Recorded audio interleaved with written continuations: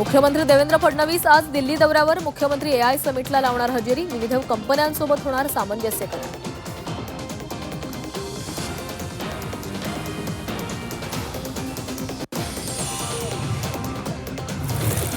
मंत्रालयातील लाचखोरी प्रकरणी मंत्री नरहरी झिरवाळ यांच्या खासगी सचिवावर कारवाई. अन्न व औषध प्रशासन विभागातून रामदास गाडे कार्यमुक्त.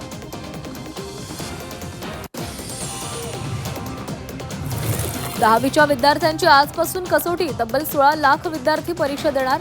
10वी परीक्षेवर 271 भरारी पथकांची नजर.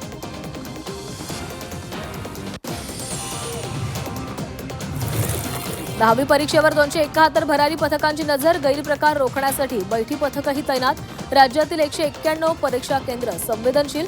परीक्षा केंद्रांच्या 500 मीटर परिसरात झेरॉक्स सेंटर बंद.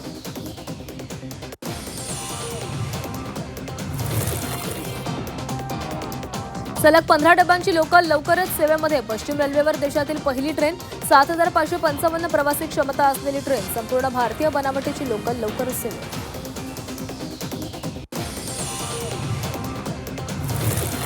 साखरपुड्यानंतर मुलामुलींच्या गप्पांवर बंदी. छत्तीसगडमधील सेन समाजाचा फतवा. भावी नवरा नवरीला लग्न होईपर्यंत बोलण्यास बंदी. आवश्यक असल्यास पालकांसमोरच बोलता येणार.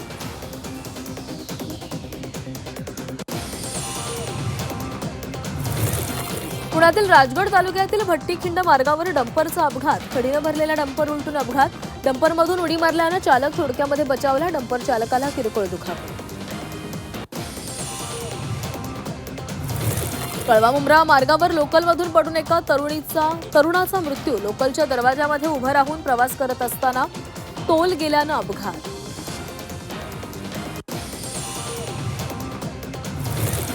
भिगवणमधील ती तरुणी अखेर पोलिसांसमोर हजर. 50 तासांनंतर तरुणी आणि तरुण पोलिसांसमोर. जबरदस्तीनं नव्हे तर स्वइच्छेने गेली होती तरुणीचा पोलिसांसमोर जबाब. बदलापुरात पुस्तक महोत्सवाचं आयोजन. आमदार किसन कथोरेंच्या हस्ते पुस्तक महोत्सवाचं उद्घाटन. बदलापूरच्या स्वातंत्र्यवीर सावरकर उड्डाणपुलाखाली पुस्तक महोत्सव सुरू. मुंबईच्या प्रवेशद्वारावर भव्य प्रवेशद्वार आणि क्लॉक टॉवर उभारण्यासाठी अर्थसंकल्पात तरतूद करण्याची मागणी. महापौरांची महापालिकेच्या आयुक्तांना पत्राद्वारे मागणी.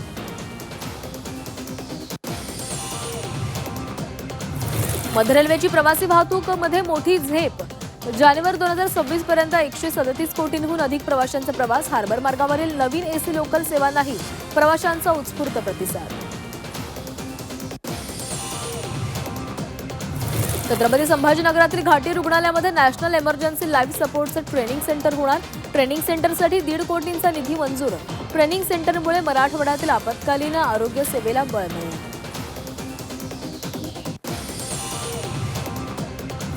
पुण्यामध्ये वन्य प्राणी आणि पक्ष्यांची तहान भागवण्यासाठी मोहीम. वाढत्या उन्हाच्या तीव्रतेमुळे वन्य प्राण्यांसाठी पाण्याची विशेष सोय सुरू. वनक्षेत्रात ठिकठिकाणी कृत्रिम पाणवठे तयार करून टँकरद्वारे पाणी पुरवठा.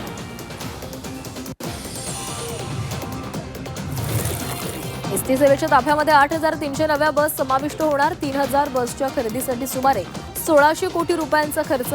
उर्वरित 5,300 बससाठी येत्या अर्थसंकल्पीय अधिवेशनात तरतूद केली जाणार.